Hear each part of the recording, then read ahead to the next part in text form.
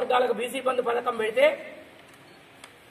నా కొడుకులు కిరికిరి చేస్తూ అంటే బీసీ సంఘాలు రోడ్డు మీదకి వచ్చి వాయిస్ వినిపిస్తే దళితులకు వ్యతిరేకంగా నా కొడుకులు కిరికిరి చేస్తుర్రని ఒక పెద్ద మనిషివి, తెలంగాణ రాష్ట్రానికి మొదటి మనిషివి, నువ్వు తండ్రి లాంటి వాడివి, బీసీ నా కొడుకులు కిరికిరి చేస్తుర్రు అనే దగ్గర బీసీలు అనేది తీసేసి నేను దళిత బంధు ఏదలుచుకుంటే నా కొడుకులు కిరికిరి చేస్తుర్రు అని అంటవా? అంటే బీసీలు నీ కొడుకులమే సార్ బీసీలం, మరి నీ కొడుకుల బాగోగులు చూసే బాధ్యత నీకు లేదా? బీసీ బంధు పథకం పెట్టే బాధ్యత నీ మీద లేదా? నువ్వు బీసీలకు ముఖ్యమంత్రివి కాదా? బీసీలు టీఆర్ఎస్ కోట్లు వేయలేదా? బీసీలు కేసీఆర్ కోట్లు వేయలేదా?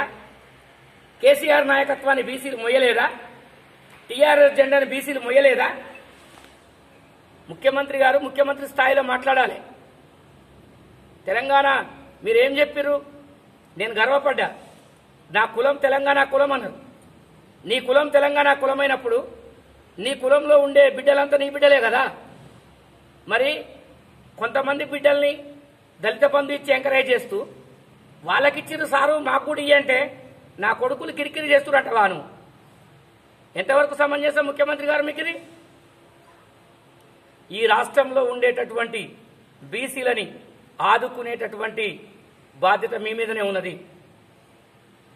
కాబట్టి ఇప్పుడు బీసీలకు బీసీ బంధు పథకాన్ని తీసుకొచ్చి ఆదుకోవాల్సిన ఆవశ్యకత ఇప్పుడు ముఖ్యమంత్రి గారి మీద ఉన్నది. బీసీ బంధు పథకం పెట్టకపోతే ఈ సభాముఖంగా చెప్తున్నాము, ముఖ్యమంత్రి గారు మీకు ఓట్లు వేయరు. బీసీలు ఓట్లు వేయరు, మేము బీసీలం. మీకు బీసీ బంధు పథకం పెట్టండి, బీసీ బంధు పథకాన్ని మీరు ప్రకటించండి, బీసీల ఓట్లన్నీ మీకే వేస్తాం. సేవక కులాలు, ఇన్ని రకాల వ్యక్తులు, ఇన్ని రకాల వృత్తులు ఈ బీసీ సమాజంలో ఉన్నాయి. వాళ్ళలో ఈరోజు మీరు చేసిన సమగ్ర కుటుంబ సర్వే ప్రకారము తెలంగాణ రాష్ట్రంలో 70 లక్షల బీసీ కుటుంబాలు ఉన్నాయండి ఒక్క తెలంగాణ రాష్ట్రంలో. ఆ బీసీ కుటుంబాలలో ఇప్పుడు 25 సంవత్సరాల నుంచి 40 సంవత్సరాల వయసులోపు వారు, ఈ 15 సంవత్సరాల ఏజ్ డ్యూరేషన్లో ఉన్నవాళ్ళు 25 లక్షల మంది నిరుద్యోగ బీసీ యువతీ యువకులు ఉన్నారు. వాళ్ళు డిగ్రీలు, పీజీలు, పిహెచ్డీలు, వృత్తి విద్యా కోర్సులు, లా చేసిన వాళ్ళు ఉన్నారు, డిప్లొమాలు చేసిన వాళ్ళు ఉన్నారు, రకరకాల వృత్తి విద్యా కోర్సులు చేసిన వాళ్ళు ఉన్నారు, ఇంజనీరింగ్లో మెకానికల్ చదువుకున్న వాళ్ళు ఉన్నారు, ఇంజనీరింగ్ చేసిన వాళ్ళు ఉన్నారు, ల్యాబ్ టెక్నీషియన్స్ ఉన్నారు. వీళ్ళందరినీ కూడా ప్రభుత్వానికి ఆదుకునే బాధ్యత లేదా? వీళ్ళందరినీ ఎందుకు ఆదుకోదు ప్రభుత్వం? ప్రభుత్వం ఎందుకు ఆదుకోదు అని మేము బీసీ సంక్షేమ సంఘం నుంచి డిమాండ్ చేస్తా ఉన్నాం. ముఖ్యమంత్రి గారిని సూటిగా ప్రశ్నిస్తున్నాం. బీసీల పట్ల మీకు కన్సర్న్ లేదా? బీసీల బాధలు మీకు అర్థం కాదా? బీసీలని పట్టించుకోవాల్సిన అక్కర ముఖ్యమంత్రి గారికి లేదా?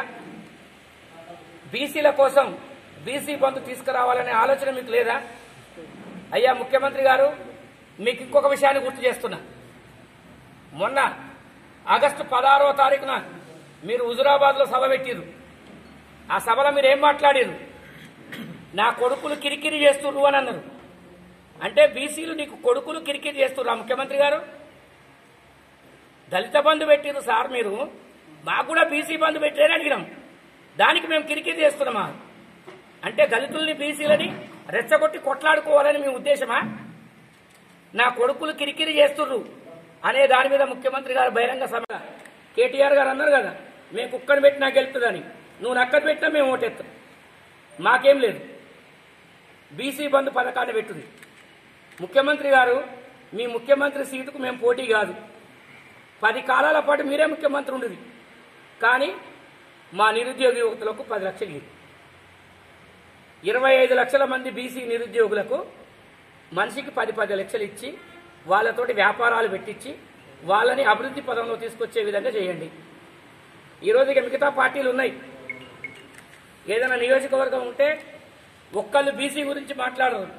నిన్న మొన్న బీసీ సంఘాలన్నీ కూడా బీసీ బంధు కావాలని చెప్పి మొదలుపెట్టిన తర్వాత ఇవాళ Congress party, BJP party, YSR party, communist పార్టీలు, ప్రతి పార్టీలు బీసీల జపం చేస్తున్నాయి. మీరేం చేసిరని అడుగుతున్నాం బీసీలకి. ఏ పార్టీ ఏం చేసింది బీసీలకు? ఈ దేశంలో కాంగ్రెసేతర బీజేపీతర ప్రభుత్వంలోనే బీసీలకు రిజర్వేషన్లు వచ్చినాయి. జనతా పార్టీ ప్రభుత్వంలో స్వర్గీయ విపి సింగ్ గారు మహానుభావుడు, ఆయన ప్రధానమంత్రి కుర్చీ దిగిపోతున్నా కూడా బీసీలకు రిజర్వేషన్లు ఇచ్చి దిగిపోయాడు. కాబట్టి మిత్రులారా, బీసీ బంధు పథకాన్ని తీసుకురావాలి.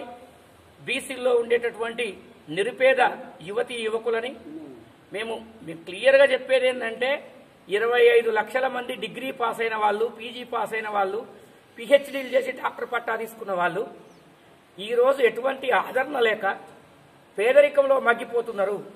ఉపాధి హామీ పథకం కూలీకి పోతున్నారు, కైకిలు చేస్తున్నారు, అవ్వయ్య మీద ఆధారపడి బతుకుతున్నారు.